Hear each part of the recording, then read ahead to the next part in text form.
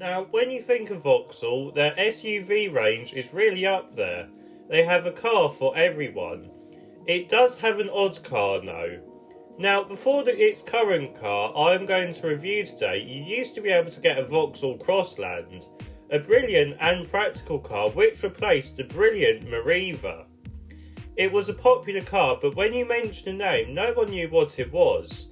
So Vauxhall decided to go in their archive of old car names and have given us this.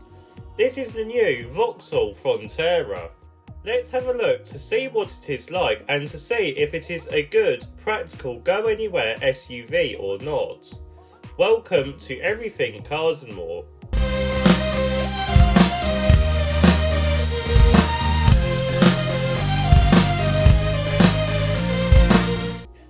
So let's start with the front end design of the new Frontera, and straight away it has a boxy, almost Defender style design to it, which I do really like.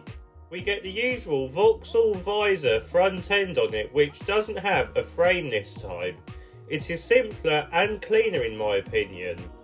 We do get some big headlights connected to it now, but sadly they don't have any adaptive technology or matrix technology, which I would have expected considering the Crossland had the adaptive capability.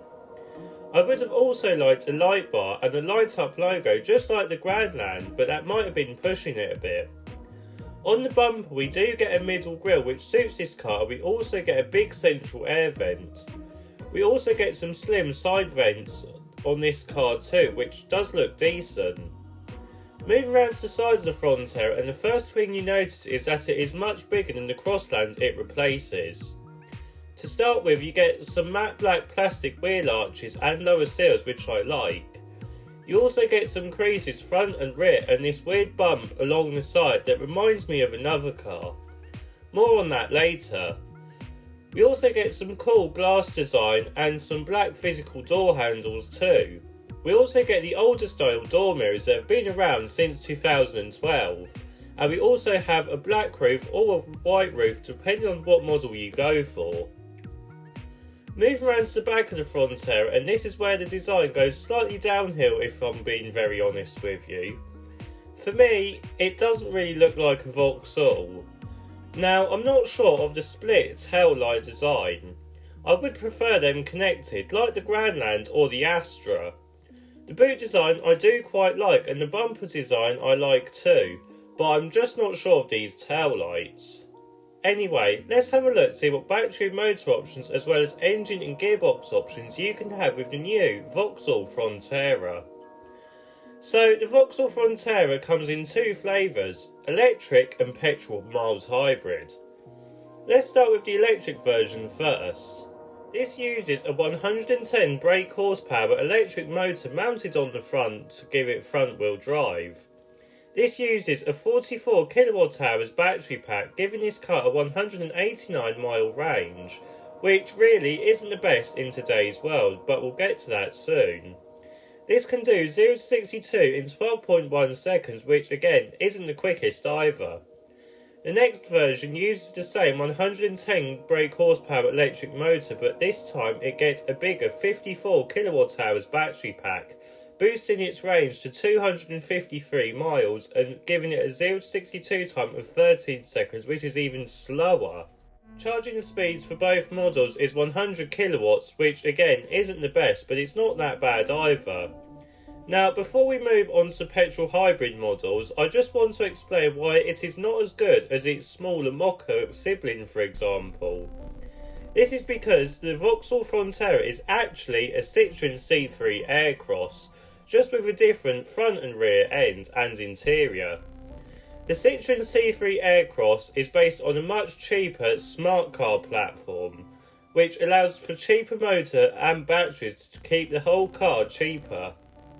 Right, let's have a look at the petrol hybrid version. This model uses a 1.2 litre turbo mild hybrid setup with 108 brake horsepower. This can do 0 to 62 within 11 seconds, which is quicker than the electric model. This is mounted to a 6-speed automatic gearbox and power is sent to the front wheels. The next version uses the same setup, but this time the power has been increased to 143 brake horsepower, which significantly reduces the 0 to 62 time down to 9 seconds, which is much quicker. Right, the price of the new Vauxhall Frontera starts at £24,870 for the petrol version, and get this, £23,995 for the electric version, which is very surprising. This makes it even cheaper than the smaller Mocha and, for my eyes, a better bargain, even though you do get less spec. All of this is thanks to the smart car platform. Right, let's have a look to see what the interior of the Frontera is like. So, climbing inside the new Vauxhall Frontera, we get a familiar yet new design to it.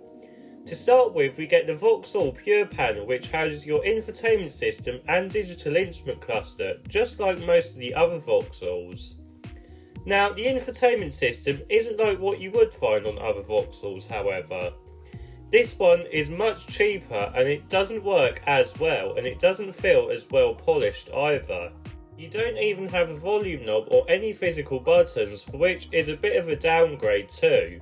Bit of a shame really, as I would have liked to see the actual Vauxhall infotainment system on this, as it would have improved it greatly. The instrument cluster is also slightly different and houses a few features and settings that the older infotainment system would have had, and again, doesn't show as much information as I would like.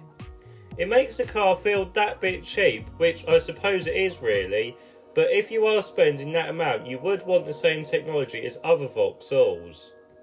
The dashboard design overall is decent looking, and I do like the fact we get some physical climate control buttons, but there are a few cheap plastics around the place. The centre console is also decent, but also cheap at the same time. In front of the driver, we do get the new style indicator stalks, which I do like, and we do get a new steering wheel design, which again, I don't actually mind. What is odd though, is that you have a physical key. Yes, a physical key on an electric car. Name one electric car that has that, that's not a Vauxhall Frontera, Citroën C3 Aircross or a Fiat Grand Panda. It feels weird and again cheap, but there are newer models that are starting to have keyless start, so we will have to wait and see on that if they come to the UK or not.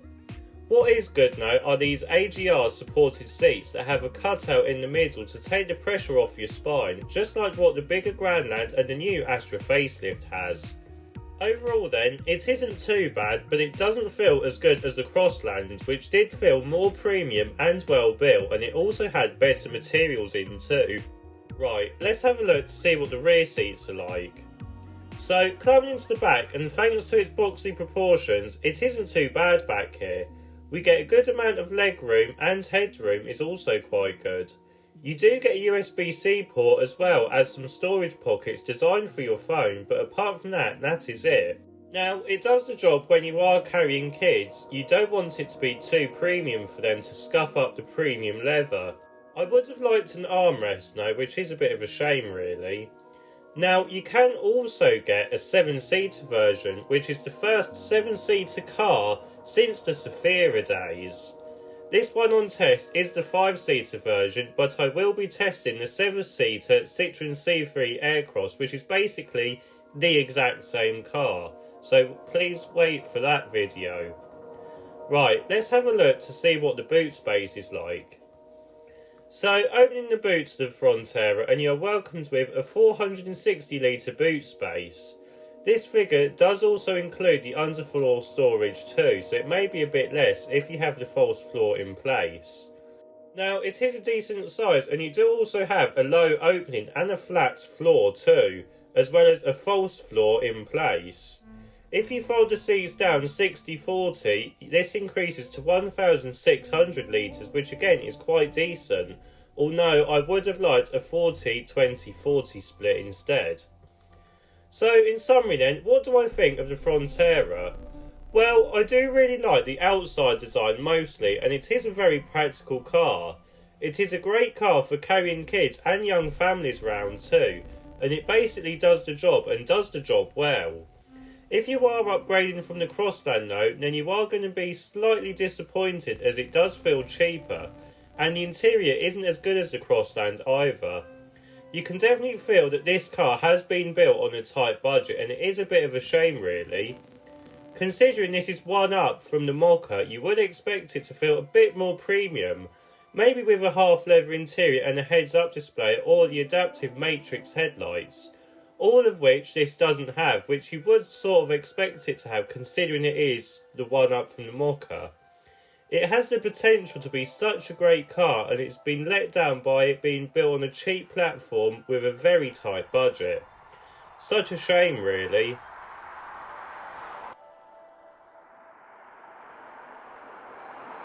So, what do you think of this car then? Leave a comment below, and whilst you're at it, don't forget to give a like and subscribe to Everything Cars and More. I'll see you in the next video.